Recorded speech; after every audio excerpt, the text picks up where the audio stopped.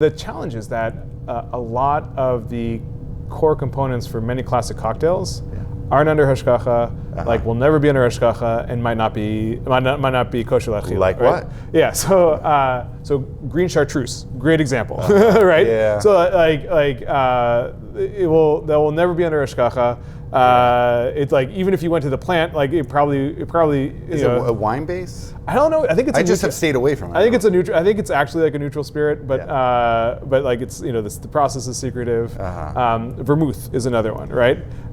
If you want, I know a lot of people make their own vermouths because getting good kosher vermouth in America does not exist. Yeah. So we'll end up. So that's what we'll end up doing. Just is create like, own house vermouth. Exactly. Yeah. So we're hunting for vermouth, for a good vermouth. If anyone out there works for Kedem, this is the moment to up your game.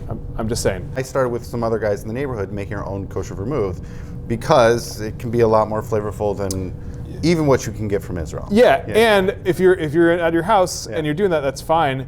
And if you have to think about like labor costs on that vermouth, then it's like it changes, right?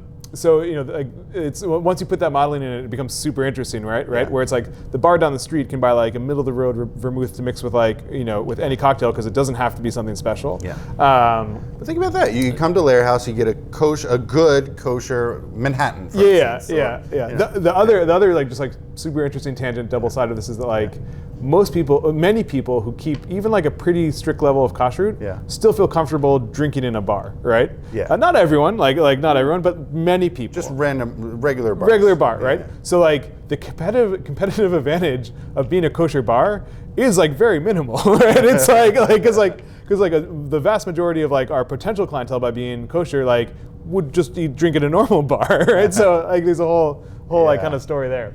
But you could get kosher Manhattans or any other vermouth-based drinks. That would be a competitive advantage in the Boston area.